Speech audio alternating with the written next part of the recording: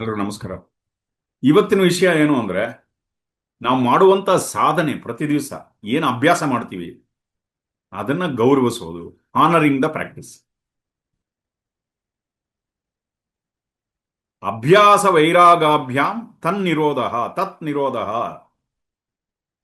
ಏನು ನೋಡಿ, ಸಾವಿರಾರು ವರ್ಷಗಳ ಹಿಂದೆ ಪತಂಜಲಿ ಮಹರ್ಷಿಗಳು ಎಷ್ಟು ಆಳವಾದ ಜ್ಞಾನವನ್ನ, ತುಂಬಾ ಸೂಕ್ಷ್ಮವಾದ ಜ್ಞಾನವನ್ನ ಕೊಟ್ಟಿದ್ದಾರೆ ನಮ್ಗೆ. ನಿದ್ದೆ ಅನ್ನೋದಕ್ಕೆ ಒಂದು ಡೆಫಿನೇಷನ್ ಕೊಟ್ಟಿದ್ದಾರೆ.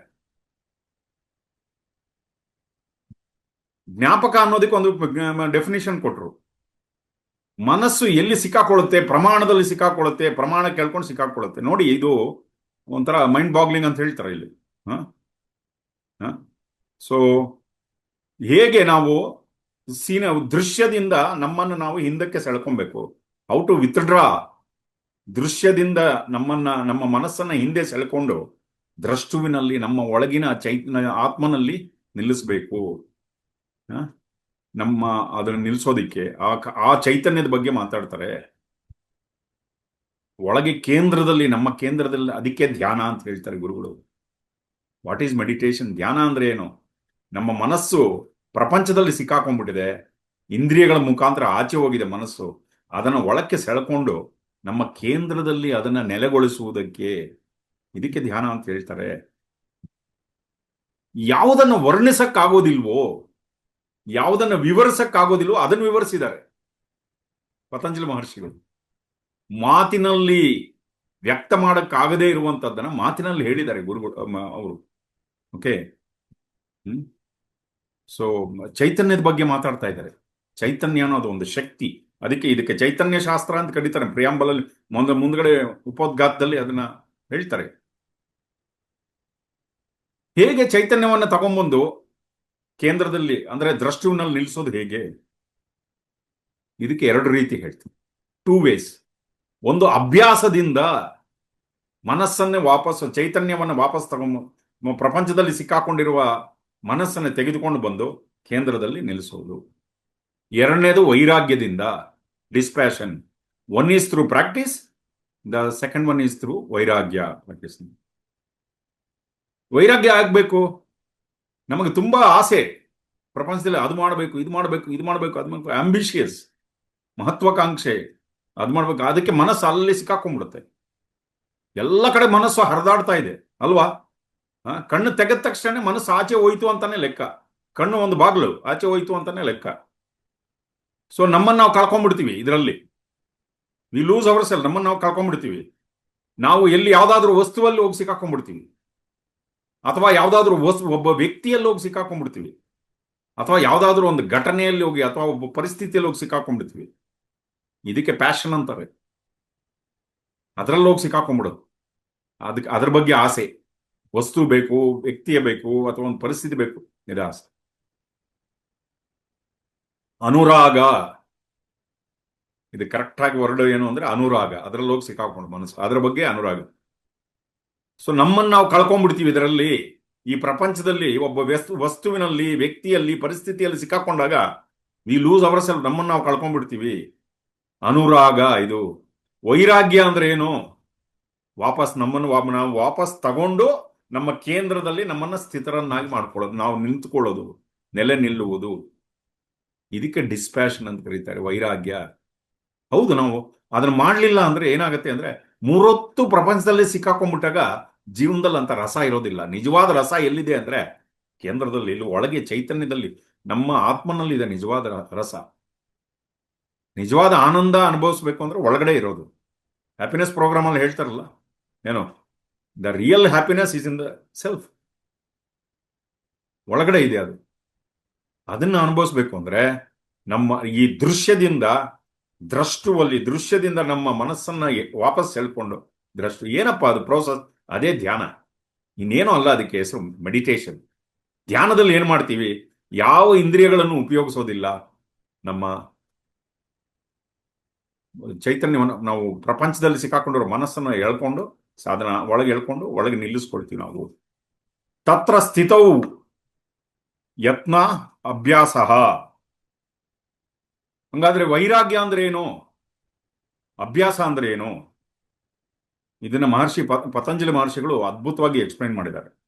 ತತ್ರ ಸ್ಥಿತೌ ಯತ್ನೋ ಅಭ್ಯಾಸ. ಏನು ಅಭ್ಯಾಸ ಅಂದ್ರೆ ಏನು?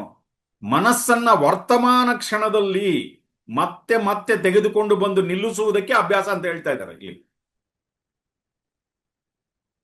Again and again in the moment, ಈ ಕ್ಷಣದಲ್ಲಿ ತೆಗೆದುಕೊಂಡು ಬಂದು ನಿಲ್ಲಿಸಿಕೊಳ್ಳುವುದಕ್ಕೆ ಅಭ್ಯಾಸ ಅಂತ ಹೇಳ್ತಾರೆ. ಇದಕ್ಕೆ ಪ್ರಯತ್ನ ಬೇಕು. ಯಾವುದಕ್ಕೆ? ಪ್ರಪಂಚದಲ್ಲಿ ಸಿಕ್ಕಾಕೊಂಡಿದೆಯಲ್ಲ ಮನಸ್ಸು, ಅಲ್ಲಿ ನೋಡಿ ಪ್ರಪಂಚ, 5 ಇಂದ್ರಿಯಗಳ ದ್ವಾರ ಆಚೆ ಹೋಗಿದೆಯಲ್ಲ ಮನಸ್ಸು, ಅದನ್ನು ಮತ್ತೆ ಮತ್ತೆ ವಾಪಸ್ ತಗೊಂಡ್ಬಂದು 5 ವೃತ್ತಿಗಳಿಂದ ಆಚೆ ಹೋಗಿರೋಂಥ ಮನಸ್ಸನ್ನ ಮತ್ತೆ ವಾಪಸ್ ತಗೊಂಡ್ಬಂದು ಈಗ ಈಗ ಈಗ ವರ್ತಮಾನ ಕ್ಷಣದಲ್ಲಿ ನಿಲ್ಲಿಸುವುದಕ್ಕೆ ಯಾವುದೇ ರೀತಿಯಾದ ಭೂತಕಾಲದ ಭೂತಕಾಲ ನಡೆದೋಗಿದೆಯಲ್ಲ ಮೆಮೊರೀಸ್, ಜ್ಞಾಪಕದಲ್ಲಿ ಸಿಕ್ಕಾಕೊಳ್ದಿರ ಇದ್ದಂಗೆ ತೆಗೆದುಕೊಂಡು ಬಂದು ವರ್ತಮಾನ ಕ್ಷಣದಲ್ಲಿ ನಿಲ್ಲಿಸುವುದಕ್ಕೆ ಅದನ್ನ ಅಭ್ಯಾಸ ಅಂತ ಕರೀತಾ ಇದ್ದಾರೆ. ಅಭ್ಯಾಸ ಅಂದ್ರೇನು? ಮನಸ್ಸನ್ನ ಈ ಕ್ಷಣದಲ್ಲಿ ನೆಲೆಗೊಳಿಸುವುದಕ್ಕೆ ಅಭ್ಯಾಸ ಅಂತ ಹೇಳ್ತಾ ಇದ್ದಾರೆ. ನಮ್ಮನ್ನ ನಾವು ಒಂದು ಡಿಟರ್ಮಿನೇಷನ್, ನಾನು ಯಾವುದೇ ಲಾಜಿಕಲ್ ಸಿಕ್ಕಾಕೊಳ್ಳೋದಿಲ್ಲ, ಯಾವುದೇ ಪ್ರಮಾಣದಲ್ಲಿ ಸಿಕ್ಕಾಕೊಳ್ಳೋದಿಲ್ಲ, ನನ್ಗೆ ಯಾವುದೇ ಇಂಟ್ರೆಸ್ಟ್ ಇಲ್ಲ ಪ್ರಮಾಣ, ಯಾವ ಪ್ರಮಾಣನೂ ನೋಡಕ್ಕೆ ಇಷ್ಟ. ಯಾಕೆ ಹೇಳಿ? ಆತ್ಮನನ್ನು ತಿಳ್ಕೊಳ್ಳೋದಕ್ಕೆ ಯಾವ ಪ್ರಮಾಣನೂ ಬೇಕಾಗಿಲ್ಲ. ಮನಸ್ಸು ಅಕಸ್ಮಾತ್ ಪ್ರಮಾಣ ಕೇಳ್ತಾ ಇದೆ ಅಂದ್ರೆ, ಅಕಸ್ಮಾತ್ ಮನಸ್ಸಿನಲ್ಲಿ ಪ್ರಮಾಣ ಕೇಳ್ತಾ ಇದೆ ಅಂದ್ರೆ, ಗುರುಗಳು ಏನ್ ಹೇಳ್ತಾ ಇದ್ದಾರೆ ಇಲ್ಲಿ? ಅಬ್ಸರ್ವ್ ಅಂಡ್ ರಿಲ್ಯಾಕ್ಸ್, ಗಮನಿಸಿ ಸಾಕಷ್ಟೆ, ಸಾಕ್ಷಿ ಭಾವದಿಂದ ಅದನ್ನು ಗಮನಿಸಿ. ಇದು ಪ್ರಮಾಣ. ಎರಡನೇದು ವಿಪರ್ಯಾಯದ ಬಗ್ಗೆ ಇನ್ನೊಂದ್ಸರಿ ಎಕ್ಸ್ಪ್ಲೈನ್ ಮಾಡ್ತಾ ಇದ್ದಾರೆ.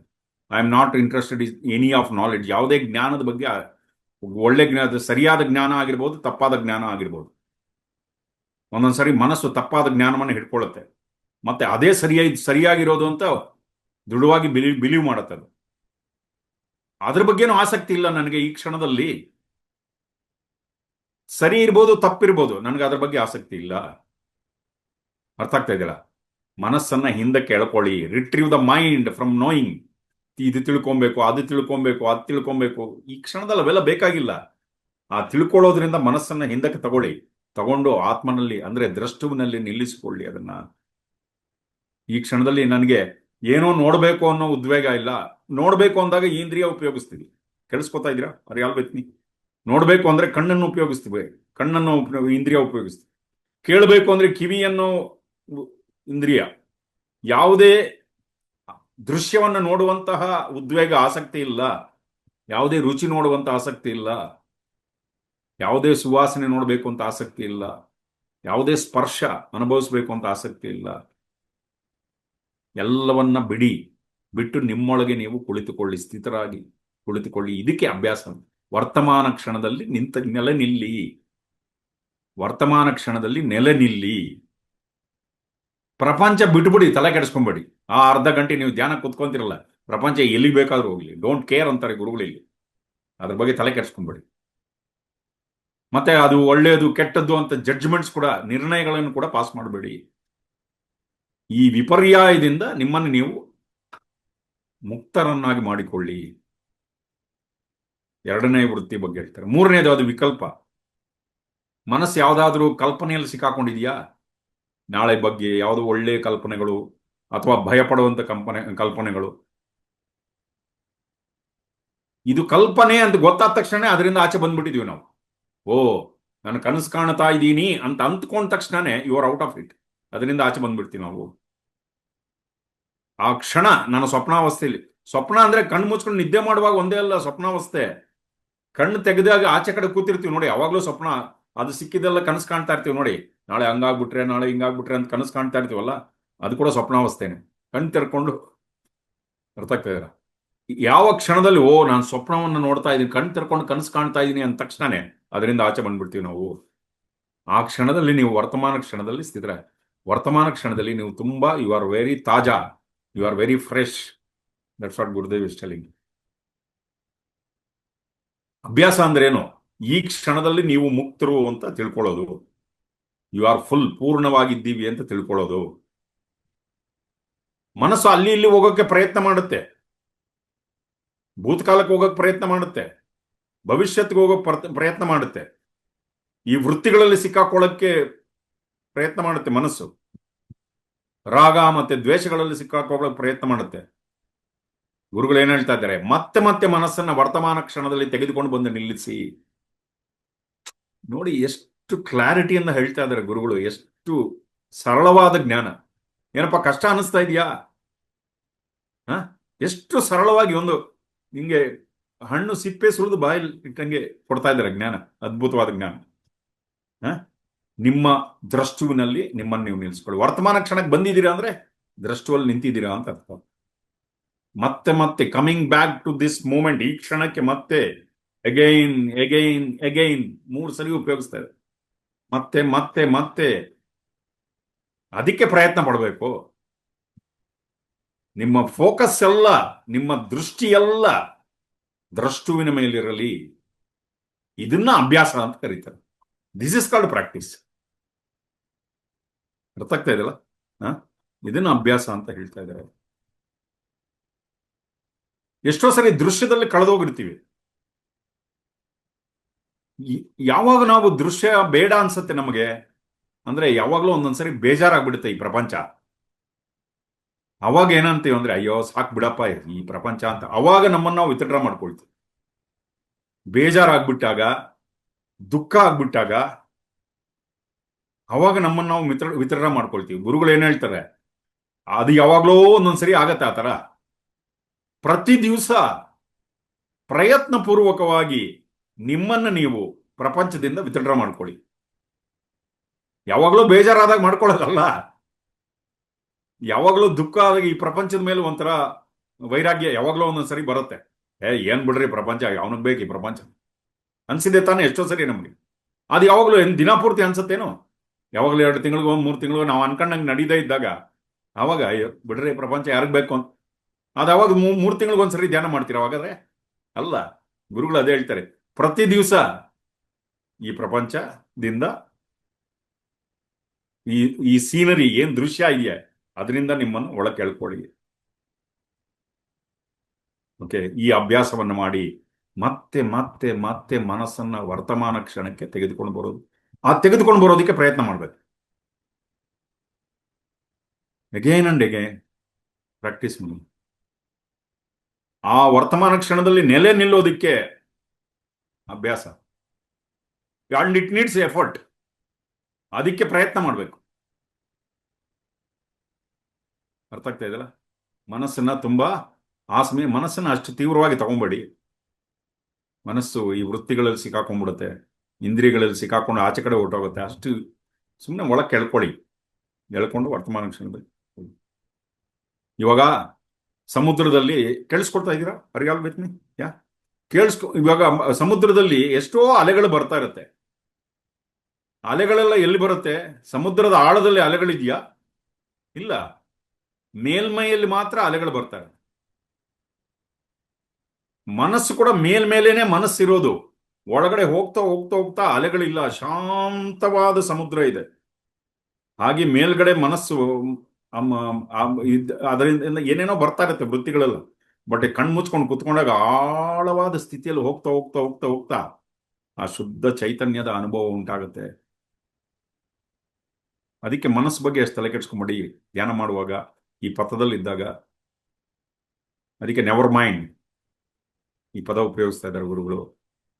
ಮತ್ತೆ ಮನಸ್ಸು ಮತ್ತೆ ಪ್ರಶ್ನೆಗಳು ಕೇಳ್ತಾ ಇರುತ್ತೆ. ಯಾಕೆ ಯಾಕೆ ಯಾಕೆ ಅಂತ ಎಲ್ಲ ಪ್ರಶ್ನೆಗಳು. ಪ್ರಶ್ನೆ ಬರ್ತಾ ಇದೆ ಅಂದ್ರೆ ಅದು ಮನಸ್ಸು ಅಂತ ತಿಳ್ಕೊಳ್ಳಿ ಅಂತ. It is a mind stuff ಅಂತ ಹೇಳ್ತಾರೆ ಗುರುಗಳಪ್ಪ. ಮನಸ್ಸು ಅಂತ ತಿಳ್ಕೊಳ್ಳಿ. ಯಾವಾಗ ಮನಸ್ಸಿನ ಬಗ್ಗೆ ಅರಿವು ಬಂದ ತಕ್ಷಣ ಈ ಪ್ರಶ್ನೆಗಳೆಲ್ಲ ಅದೆಷ್ಟೇ ಡ್ರಾಪ್ ಆಗ್ಬಿಡುತ್ತೆ. ಅದೆಷ್ಟು ಒಂದು ಪ್ರಶ್ನೆಗೆ ಉತ್ತರ ಹೇಳಿದ್ರೆ ಇನ್ನೊಂದು ಪ್ರಶ್ನೆ ಬರುತ್ತೆ. ಇನ್ನು ನಾವು ಹ್ಯಾಪಿನೆಸ್ ಪ್ರೋಗ್ರಾಮ್ ಅಲ್ಲಿ ಇದೆ ನೋಡಿ, ಎಲ್ಲ ಹ್ಯಾಪಿನೆಸ್ ಪ್ರೋಗ್ರಾಮ್ ಅಲ್ಲಿ ಎಂಟ್ರಿ ಲೆವೆಲ್ ಕೋರ್ಸ್ ಅಲ್ಲಿ ಇದೆ ಇವೆಲ್ಲ. ಗುರುಗಳು ಫಸ್ಟ್ ಕೋರ್ಸ್ ಅಲ್ಲೇ ನಮಗೆ ಫುಲ್ ಬಾಳೆ ಎಲೆ ಹಾಕಿ ಎಲ್ಲ ಐಟಮ್. ಓಂ ನಮಃ. It is A full course meal. ಏನು ಬಿಟ್ಟಿಲ್ಲ ನಾವು. ಇದು ಒಂದೊಂದು ನೋಡ್ತಾ ಇದ್ರೆ ಒಂಥರ ರೋಮಾಂಚನ ಆಗುತ್ತೆ. ಒಂದೊಂದು ಪಾಯಿಂಟ್ ಓದ್ತಾ ಇದ್ರೆ ಏನಪ್ಪ ಏನು ಗುರುಗಳು ಪೂರ್ತಿ ಜ್ಞಾನ ಹಿಂಗೆ ಕೊಟ್ಬಿಡಿದಾರೆ ನಮ್ಗೆ. ಎಲ್ಲೂ ಚೌಕಾಸಿ ಮಾಡಿಲ್ಲ ಗುರುಗಳು. ಅರ್ಥ ಆಗ್ತಾ ಇದೆಯಲ್ಲ? ಪೂರ್ತಿ. ಅದಕ್ಕೆ ಅಭ್ಯಾಸ ಅಂದ್ರೆ ಏನು? ಮನಸ್ಸನ್ನ ವರ್ತಮಾನ ಕ್ಷಣದಲ್ಲಿ ನೆಲೆ ನಿಲ್ಲಿಸುವುದು. ಇದಕ್ಕೆ ಅಭ್ಯಾಸ ಅಂತ ಕರೀತಾರೆ. ದಟ್ ಇಸ್ ಕಾಲ್ಡ್ ಪ್ರಾಕ್ಟೀಸ್ ಅಂತ. ಸೊ ಮುಂದಿನ ಸೂತ್ರ ನೋಡೋಣ. ಸತು ದೀರ್ಘಕಾಲ ನೈರಂತರ್ಯ ಸತ್ಕಾರ ಸೇವಿತೋ ದೃಢಭೂಮಿ. ಇವಾಗ ನಾವು ಸಾಧನೆ ಮಾಡ್ತಾ ಇದೀವಿ, ಪ್ರತಿ ದಿವಸ ಪ್ರಾಣಾಯಾಮ, ಭಸ್ತ್ರಿಕಾ, ಸುದರ್ಶನ ಕ್ರಿಯಾ, ಧ್ಯಾನ, ಪದ್ಮ ಸಾಧನ ಎಲ್ಲ ಕಲ್ತಿರ್ತೀವಿ, ಅದು ಮಾಡ್ತಾ ಇರ್ತೀವಿ. ಇದು ಯಾವ ರೀತಿ ಮಾಡಬೇಕು? ಸಮರ್ಪಣಾ ಭಾವದಿಂದ ಮಾಡಿ, ಗೌರವದಿಂದ ಮಾಡಿ, ಕಾಟಾಚಾರಕ್ಕೆ ಮಾಡಬೇಡಿ. ನೀವು ಮಾಡುವಂತ ಸಾಧನೆಯನ್ನ ಗೌರವಿಸಿ. ಏನೋ ಮಾಡಬೇಕು ಆ ಥರ ಮಾಡೋದಲ್ಲ. ಮತ್ತೆ ಅದು ಕೊಡುವಂತ ಸಮಯ ಕೂಡ ಅಷ್ಟೇ, ಮೊದಲನೇ ದರ್ಜೆಯ ಸಮಯ. ಎಷ್ಟೋ ಸರಿ ಸತ್ಸಂಗದಲ್ಲಿ ಹೇಳ್ತಾರೆ ಗುರುಗಳು, ಕೊಡುವಂತ ಏನು ಕೆಲಸ ಇಲ್ಲ ಅಂದಾಗ ಅವಾಗ ಸಾಧನೆ ಕೂತ್ಕೊಳ್ಳೋದಲ್ಲ, ಮೊದಲನೇ ದರ್ಜೆಯ ಸಮಯವನ್ನು ಕೊಡಬೇಕು. ಅದಕ್ಕೆ ಯಾವಾಗ ಸಾಧನೆಯನ್ನ ನಾವು ಮಾಡುವಂತ ಸಾಧನೆಯನ್ನು ಗೌರವಿಸ್ತೀವಿ, ಸತ್ಕರಿಸ್ತೀವಿ, ಅದಕ್ಕೆ ಪೂರ್ತಿ ಪ್ರಾಮುಖ್ಯತೆಯನ್ನು ಕೊಡಿ, ಅವಾಗ ಅದು ನಮ್ಮಲ್ಲಿ ದೃಢವಾಗಿ ಕುತ್ಕೊಳ್ಳುತ್ತೆ. ಸತ್ಕಾರ ಸೇವತು ದೃಢ ಭೂಮಿ, ಅವಾಗ ದೃಢವಾಗಿ ಕುತ್ಕೊಳ್ಳುತ್ತೆ. ಮತ್ತೆ ಯಾವ ತರ ಮಾಡ್ಬೇಕು ಸಾಧನೆ? ನೈರಂತರ್ಯೇ, ಒಂದು ದಿವಸನೂ ಗ್ಯಾಪ್ ಇಲ್ದಿರ ಮಾಡ್ಕೊಂಡು ಹೋಗ್ತಾರೆ. ಇವತ್ತು ಮಾಡ್ಬಿಟ್ರೆ ಇನ್ನು 15 ದಿವಸ ಬಿಟ್ಬಿಡೋದು. ಆಮೇಲೆ ಸುದರ್ಶನ್ಗೆ ಒಂದ್ ದಿವಸ, ಯಾವತ್ತೋ ಒಂದ್ ದಿವಸ ತಿರ್ಗಾ ಯಾವುದೋ ಒಂದು ರೀಲ್ಸ್ ಅಲ್ಲಿ ಗುರುಗಳದ್ದು ಒಂದು ವಿಡಿಯೋ ನೋಡಿದ ತಕ್ಷಣ ಇವತ್ತು ನಾನು ಸುದರ್ಶನ್ ಬಂದು ಇನ್ಸ್ಪೈರ್, ಮತ್ತೆ ಮೋಟಿವೇಶನ್ ಬಂದು. ಆ ಥರ ಅಲ್ಲ, ಪ್ರತಿ ದಿವಸ ಓಂ ನಮಃ ಶಿವಾಯ, ಪ್ರತಿ ದಿವಸ. ಇವಾಗ ಯಾರ ಹತ್ರ ಒಂದು ಮಂತ್ರೋಪದೇಶ ತಗೊಳ್ತೀವಿ, ಏನು ಇವಾಗ ಸ್ವಲ್ಪ ಹುಚ್ಚಿದೆ ಅದು ನಮಗೆಲ್ಲ, ಒಂದು ಮಂತ್ರೋಪದೇಶ ತಗೊಬೇಕು, ಆ ಮಂತ್ರ ತಗೊಬೇಕು, ಈ ಮಂತ್ರ ತಗೊಬೇಕು, ಆ ಮಂತ್ರ ತಗೊಬೇಕು ಅಂತ ತಗೊಳ್ತೀವಿ. ಅದು ಸ್ಟಾರ್ಟಿಂಗ್ ಅಲ್ಲಿ ಏನ್ ಮಾಡ್ತೀವಿ ಅಂದ್ರೆ, ಒಂದು ವಾರ ಚೆನ್ನಾಗಿ ಜಪ ಎಲ್ಲ ಮಾಡ್ತೀವಿ. ಆಮೇಲೆ ಬರ್ತಾ ಬರ್ತಾ ಅದು ಇರೆಗ್ಯುಲರ್ ಆಗ್ತಾ ಬರುತ್ತೆ. ಈ ತರ ಮಾಡಿದ್ರೆ ಕೆಲಸ ಮಾಡೋದಿಲ್ಲ. ಗೊತ್ತಾಗ್ತಾ ಇದೆ? ನಿರಂತರವಾಗಿ ಮಾಡಬೇಕು. ಅದಕ್ಕೆ ನೈರಂತರ್ಯೇ, ಅನ್ಇಂಟರಪ್ಟೆಡ್, ಯಾವುದೇ ರೀತಿಯ ಬ್ರೇಕ್ ಇರಬಾರದು, ನಿಲ್ಲಿಸಬಾರದು ಮಧ್ಯದಲ್ಲಿ.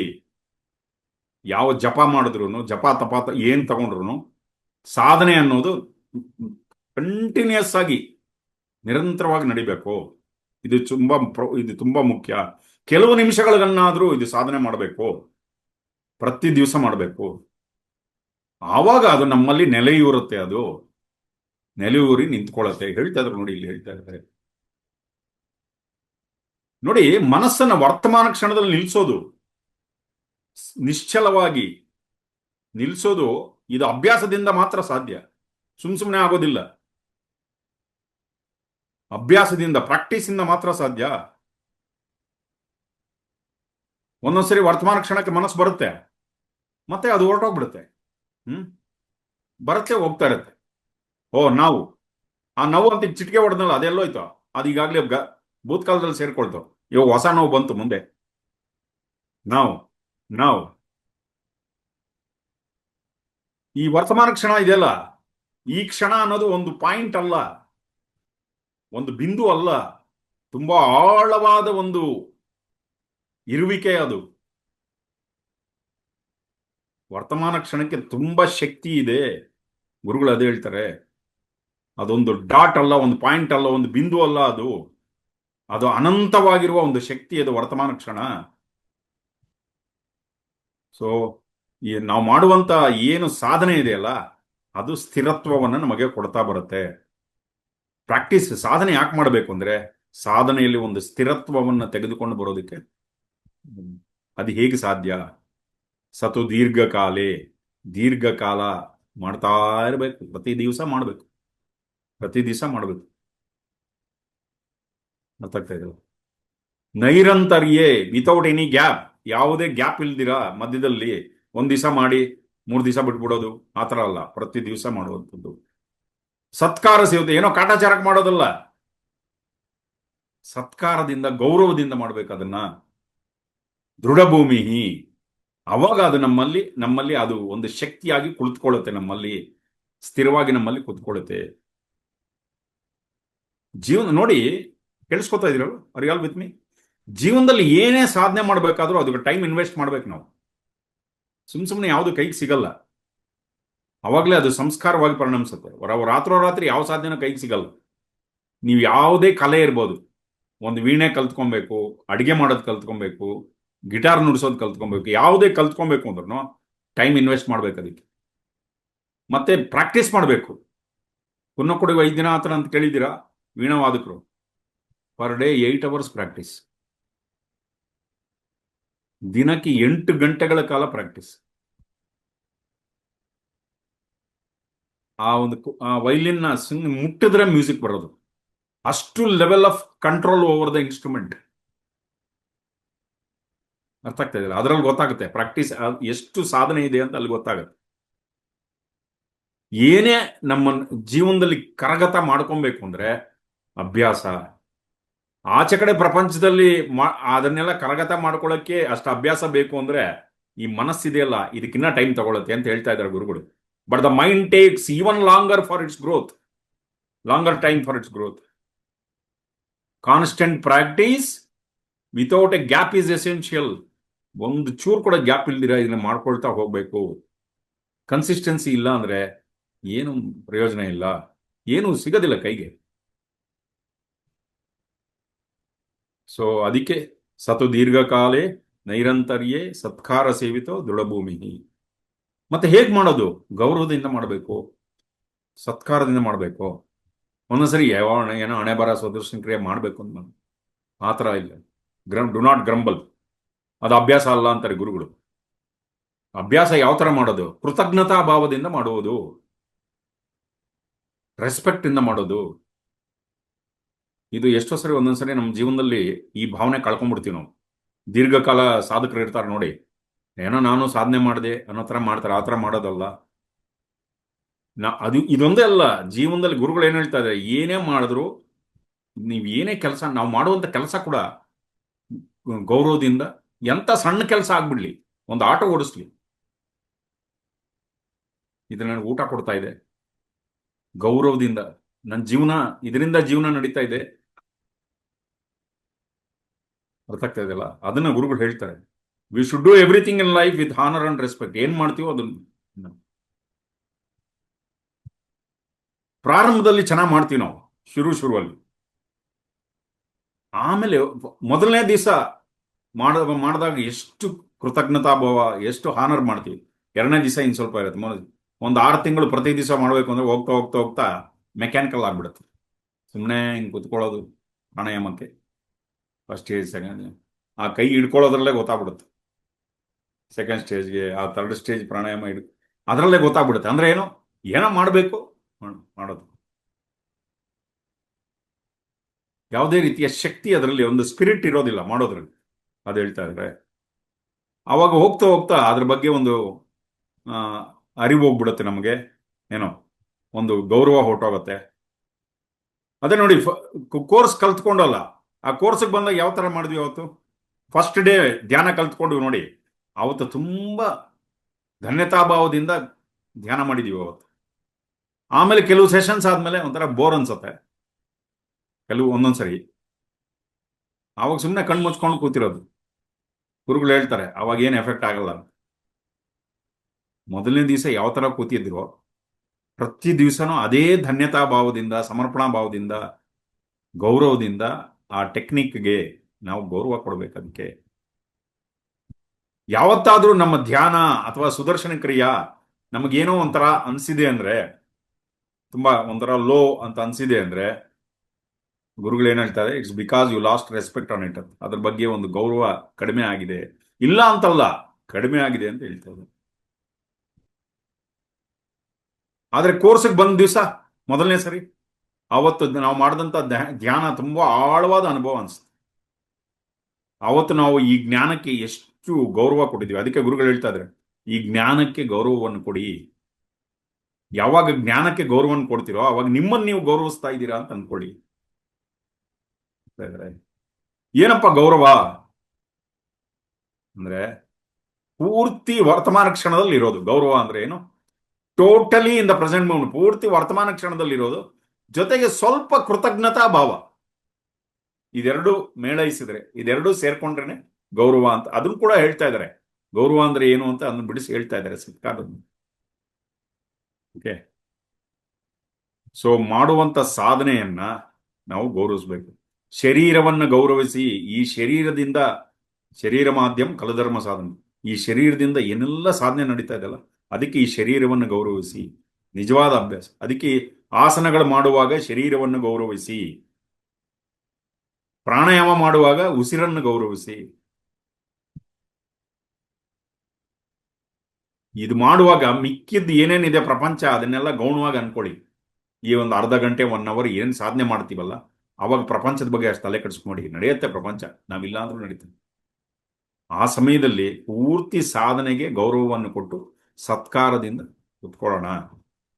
ಆ ಗುರುಗಳ ವಾಕ್ಯದ ಮೇಲೆ, ಗುರುವಾಕ್ಯದ ಮೇಲೆ ಒಂದು ಗೌರವ, ಆನರ್ ದ ವರ್ಡ್, ಗುರುವಾಕ್ಯದ ಮೇಲೆ ಒಂದು ಗೌರವ, ಇದು ತುಂಬಾ ಮುಖ್ಯ. ಇದು ಗುರುವಿನ ವಾಕ್ಯವನ್ನ ಗೌರವಿಸಿದ್ರೆ ಗುರುಗಳನ್ನೇ ಗೌರವಿಸಿದಷ್ಟು. ಇಲ್ಲ ಅಂದ್ರೆ ಗುರುಗಳ ಮೇಲೆ ಒಂಥರ ಗೌರವ ಇಲ್ಲ ಅಂತ, ಅದಕ್ಕೋಸ್ಕರ ಹೇಳ್ತಾ ಇದ್ದಾರೆ. ಅವಾಗ ಧ್ಯಾನ ಅಷ್ಟು ಆಳ ಅನಿಸೋದಿಲ್ಲ. ಯಾಕಂದ್ರೆ we are not respecting the technique. ಆ ಒಂದು ಏನು ತಂತ್ರವನ್ನ ಗುರುಗಳಿಂದ ಏನು ಕಲ್ತ್ಕೊಂಡಿದೀವಿ ಅದು ತಂತ್ರ ಅಲ್ಲ, ಅದ್ರ ಹಿಂದೆ ಗುರು ಕೃಪೆ ಇದೆ. ಗುರುವಿನ ಕೃಪೆ ಹರಿದು ಬರ್ತಾ ಇರುತ್ತೆ ತಂತ್ರ. ಅದಕ್ಕೆ ಟೆಕ್ನಿಕ್ ಈಸ್ 1%, 99% ಈಸ್ ಗ್ರೇಸ್ ಅಂತ ಹೇಳ್ತಾರೆ ಗುರುಗಳು. ಒಂದು ಏನೋ ತಂತ್ರ 1% ಅದ್ರ ಹಿಂದೆ 99% ಗುರು ಕೃಪೆ ಹರಿದು ಬರ್ತಾ ಇದೆ. ಅವರ ತಪಸ್ಸನ್ನ ನಮ್ಮ ಜೊತೆ ಹಂಚ್ಕೊಳ್ತಾ ಇದ್ದಾರೆ. ಅದಕ್ಕೆ ನಾವು ರೆಸ್ಪೆಕ್ಟ್ ಮಾಡಬೇಕು ಪೂರ್ತಿ. ಅವಾಗ ಯಾವಾಗ ರೆಸ್ಪೆಕ್ಟ್ ಮಾಡ್ತೀವೋ ಅವಾಗ ನಮ್ಮ ಚೈತನ್ಯ ಬೇರೆ ಶಿಫ್ಟ್ ಬರುತ್ತೆ, ಅದರಲ್ಲಿ ಒಂದು ಶಿಫ್ಟ್ ಬರುತ್ತೆ. ಸೊ ಅಭ್ಯಾಸ ಒಂದಾದ್ರೆ ಸಾಕ, ಗುರುಗಳು ಅದೇ ಕೇಳ್ತಾರೆ. ಅಭ್ಯಾಸ ಒಂದಾದ್ರೆ ಸಾಕ, ಸಾಲದು. ಒಂದು ಎತ್ತಿನ ಗಾಡಿ ಮುಂದೆ ಹೋಗ್ಬೇಕು ಅಂದ್ರೆ 2 ಎತ್ತುಗಳು ಕಟ್ತಾರೆ.